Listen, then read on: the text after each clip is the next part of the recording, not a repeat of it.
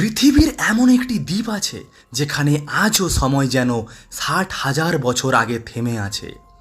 এমন একটি দ্বীপ যেখানে আধুনিক সভ্যতার প্রবেশ মানে মৃত্যু। না, এটা কোনো সিনেমা নয়, এটাই বাস্তব। এটাই নর্থ সেন্টিনেল আইল্যান্ড, পৃথিবীর সবচেয়ে রহস্যময় ও বিপজ্জনক দ্বীপ। এখানে বসবাস করে এমন এক গোষ্ঠী যারা বাইরের দুনিয়ার সাথে কোনো সম্পর্কই রাখতে চায় না। তারা অস্ত্র ধরে আক্রমণ করে, কারণ তারা চায় না আমরা তাদের ধ্বংস করি, যেমনটা করেছি পৃথিবীর অন্যান্য আদিবাসী গোষ্ঠীগুলোর সাথে। আজ আমরা জানাবো এই রহস্যে ঘেরা দ্বীপটির ইতিহাস, ঘটনার বিবরণ এবং কেন এখনও বিশ্ব এখান থেকে দূরে থাকে।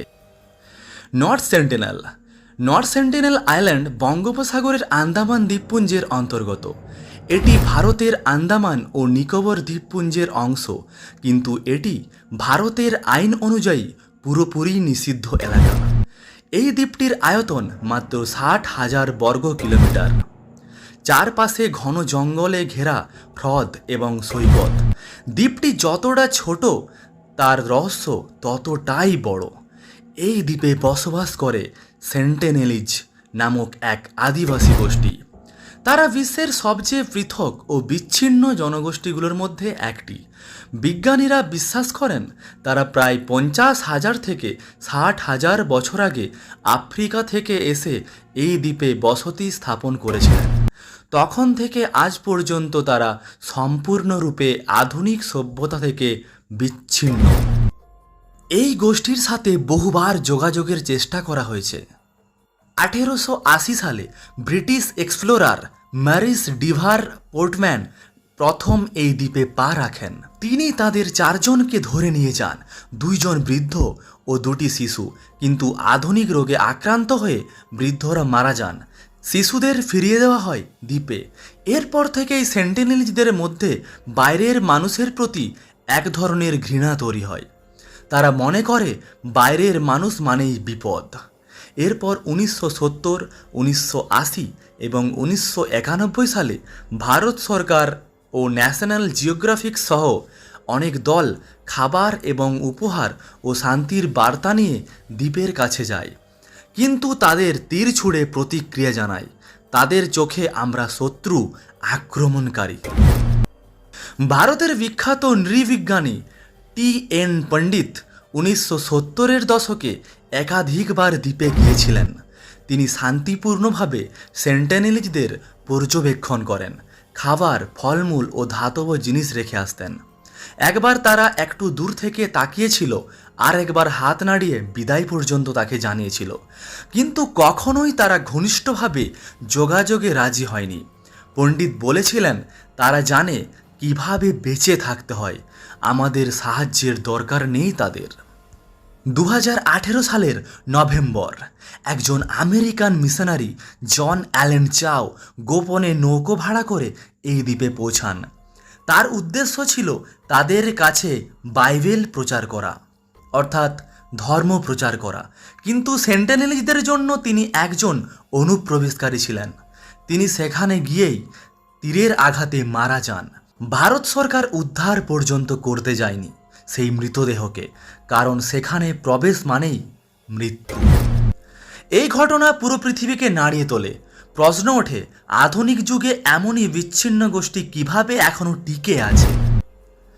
ভারত সরকার এখনও নর্থ সেন্টিনেল আইল্যান্ডকে একটি এক্সক্লুশন জোন হিসাবে ঘোষণা করে রেখেছে। এই দ্বীপে যেতে চাইলে ৩ মাইল দূর থেকে ঘুরে যেতে হয়। কোনো পর্যটক, বিজ্ঞানী, এমনকি গবেষক অনুমতি ছাড়া যেতে পারে না।